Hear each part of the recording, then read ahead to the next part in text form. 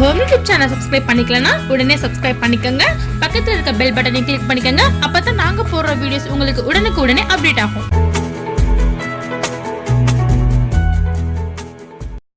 Hi friends, இன்றைக்கி நம்ம என்ன பார்க்க போகிறோம்னா 23 வீக்ஸ், அதாவது ப்ரெக்னென்சி ஆனவங்களுடைய 6th மந்த்தோட 3rd வீக் தான் நம்ம இன்றைக்கி பார்க்க போகிறது.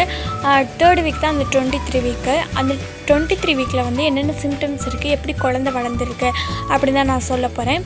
அதாவது குழந்தைக்கு வந்து ஸ்கின்லாம் நல்லாவே வளர ஆரம்பிச்சிருக்கும். குழந்தையோட வெயிட்டும் இந்த மாதத்தில் வந்து இன்க்ரீஸ் ஆகிக்கிட்டே இருக்கும். குழந்தை வந்து வேகமாகவே வளர ஆரம்பிக்கும். அந்த குழந்தையோட வெயிட் பார்த்திங்கன்னா 600 to 700 கிராம் வந்து வெயிட் வந்து கூடும். அதுக்கப்புறம் வந்து அந்த குழந்தை வந்து நல்லாவே அசைவு கொடுக்கும். குழந்தை வந்து இந்த வீக்லேருந்து நல்லாவே அசைவ ஆரம்பிச்சிருக்கும். அதுக்கப்புறம் பார்த்திங்கன்னா இந்த வீக்லேருந்து உங்களுக்கு வந்து இந்த வயிற்றில் வந்து ஒரு மாதிரி கோடாக விழுகும்.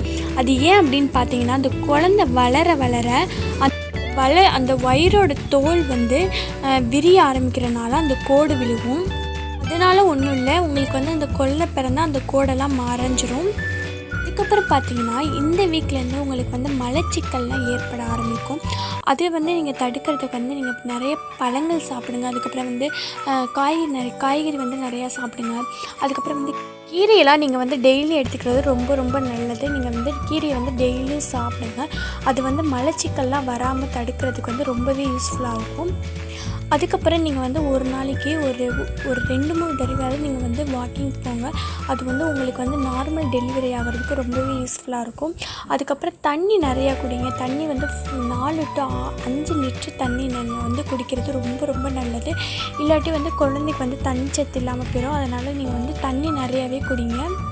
அதுக்கப்புறம் பார்த்தீங்கன்னா இந்த கர்ப்பகாலத்தில் வந்து கர்ப்பகால சுகர் வந்து வரதுக்கு வந்து சான்சஸ் இருக்குது. அதனால நீங்கள் வந்து இந்த மாதிரி நீங்கள் சாப்பிட்டுட்டு இந்த மாதிரி நீங்கள் வாக்கிங் போனீங்கன்னா உங்களுக்கு இந்த சுகர்லாம் வராமல் இருக்கிறதுக்கு தடுக்கும். ஓகே ஃப்ரெண்ட்ஸ், உங்களுக்கு இந்த டிப்ஸ் ரொம்பவே யூஸ்ஃபுல்லாக இருக்கும். தேங்க்யூ.